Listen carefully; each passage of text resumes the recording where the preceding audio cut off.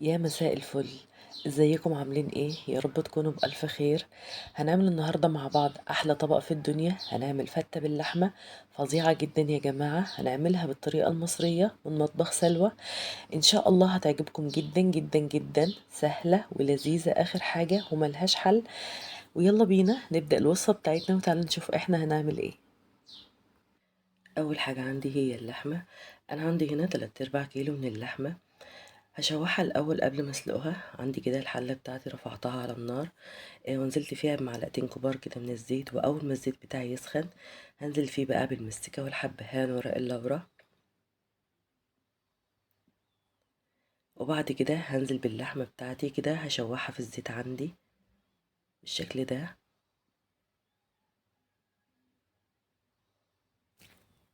واول ما اللحمه تتشوح معايا بالشكل ده هديها تقلبتين كده علشان اللحمه تاخد صدمه وما تنزلش ميتها وتستوي معايا كده بسرعه. وهنزل عليها كده ببصلايه وكمان رشه من الفلفل الاسود. وبعد كده هقوم مغطياها بالمية السخنة علشان تتسلق معايا. واول بقى ما تطلع الريم بتاعها هشيله كده بالمعلقة وهغطي عليها علشان تتسلق معايا. وتعالوا بعد كده هنشوف هنعمل ايه.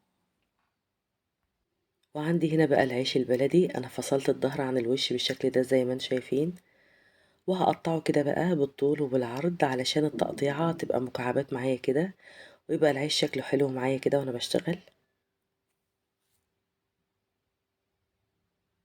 وعندي هنا بقى الطاسة بتاعتي رفعتها على النار وحطيت فيها كده معلقة من الزيت وعليها كده معلقة صغيرة من السمنة. وهنزل فيها بقى بالعيش بتاعي علشان ياخد لون حلو كده وينشف معايا. وطبعا تقدري تعملي الحركة دي في الفرن عادي خالص، بس انا بحب اعمله كده. اما بيبقى متشوح في الزيت والسمنة كده بيبقى رهيب معايا، انا بحب اعمل الحركة دي قوي. هقلب العيش في السمنة والزيت لغاية لما يتحمر معايا وياخد لون معايا حلو كده ويبقى ناشف ومقرمش كده، بيبقى بجد تحفة. هركنه بقى على جنب وتعالوا بقى نعمل الرز. وفي حلة عندي كده على النار هنزل فيها بمعلقتين كبار من الزيت ومعلقة من السمنة. وأول ما الزيت بتاعي يبتدي يسخن هنزل عليهم بقى بكوبايتين من الرز المغسول. وهشوحهم كويس كده في الزيت وهقلب فيهم علشان الزيت يخلي الرز مفلفل معايا. وانا بشوحه طبعا بس من غير ما يغير لونه بالشكل ده. هديله تقلبتين كده في الزيت والسمنة. وهنزل عليه بقى بكبشتين من الشوربة. وهكمل مقداره مية. انا عندي هنا لكل كوباية رز كوباية مية او كوباية شوربة مغلية كده تمام. انا حطيت هنا شوية شوربة كده مع الرز بيدي طعم حلو قوي للرز. وهكمل بقى مقداره مية.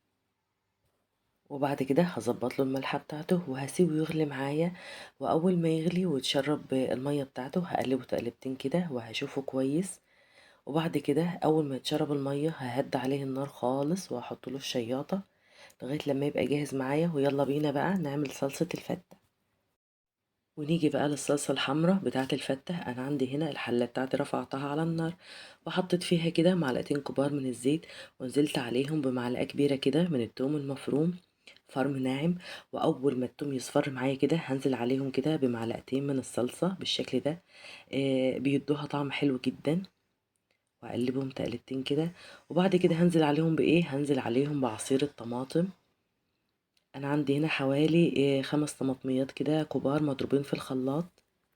وهنزل عليهم بقى بمعلقة صغيرة من الملح ومعلقة صغيرة من السكر ورشة كده من الفلفل الاسود ومعلقة كبيرة من الخل. وهقلب كل ده كويس جدا وبعد كده هسيبه يغلي لمدة 10 دقايق. كده الصلصة بتاعتي غلت اهي، هطفي عليها النار وكده الصلصة الحمراء جاهزة معايا. وفي عندي كده صلصة تانية هي الصلصة البيضة. حلة برضو كده على النار كده وهنزل فيها بشوية من الزيت. وأول ما الزيت يبتدي يسخن معايا هنزل فيه بمعلقة كبيرة كده من الثوم المفروم فرم ناعم. وهشوحه كده كويس في الزيت. عندي هنا 3 4 فصوص كده من الثوم المفروم.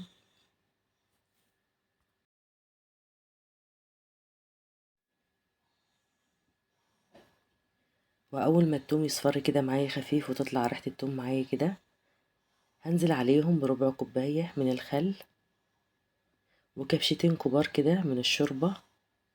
وهطفي عليه النار وكده بقى الصلصة البيضة بقى جاهزة معايا. وكده خلاص كل حاجتنا جاهزة معانا اهو بقى. هطلع بقى اللحمة بتاعتي من الشوربة علشان احمرها كده في شوية زيت. شوفوا يا بنات اللحمة مستوية معايا وزي الملبن ازاي، جميلة جدا تحفة. وهجيب الطاسة بتاعتي بقى وهرفعها على النار وهنزل فيها بشوية من الزيت كده. وبعد كده هحمر اللحمة بتاعتي اللي انا سلقاها بالشكل ده زي ما انتم شايفين، علشان يبقى شكلها حلو وطعمها حلو كده تمام كده. وهغطي بقى الطاسة بتاعتي علشان ما تطرطش عليا كده من الزيت كده وانا بشتغل. وهديها تحميرة حلوة كده، هقلبها كده في الزيت عشان تتحمر معايا حلو. لو هتتحمر وهي متغطية مش هتنشف معاكي خالص بالشكل ده زي ما انت شايفة. واول ما اللحمه تتحمر معايا هديها كده رشه من الملح ورشه من الفلفل الاسود وكده تمام بالشكل الجميل ده. اخدت لون حلو معايا قوي، وكده معايا اللحمه متحمره وجاهزه وكده تمام التمام. واول حاجه هنعملها بقى هنجيب العيش بتاعنا اللي احنا حمرناه في الزيت والسمنه بالشكل ده، وهنحط عليه بقى من الصلصه البيضه. هنحط من الصلصه البيضه على العيش بالشكل ده، ودي بقى اول طبقه من الفته. وهنزل عليه بقى بالرز القمر بتاعنا، الرز المفلفل اللي احنا عملناه يجنن بجد.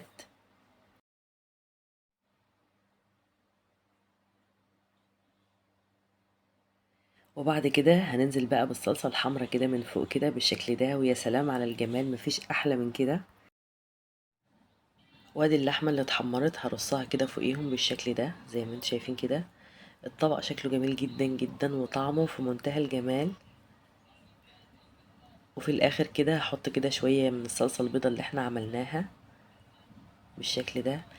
العيش هيطلع معاكي تحفة، مش هيبقى بايش معاكي خالص، ما تقلقيش خالص، هيطلع جميل جدا جدا. وهيعجب كمان كل اللي هياكل منه، حاجة كده تشرفك لضيوفك ولولادك كمان، حاجة بجد في منتهى الجمال. قدميه بقى لولادك ولضيوفك احلى فتة مصرية طعمها في منتهى الجمال، تحفة جدا بجد. يا رب تجربوها وتعجبكم وتعلقوا لي كمان في الكومنتات. دي بقى يا جماعة اكلاتنا الاصلية اللي ليها طعم مميز جدا جدا، اللي ما نقدرش طبعا نستغنى عنها. وانا كده خلاص خلصت الفيديو بتاعي، يا رب الفيديو بتاعي يكون عجبكم. ما تنسونيش بقى من الشير واللايك والسبسكرايب والدعوة الحلوة. والسلام عليكم ورحمة الله وبركاته.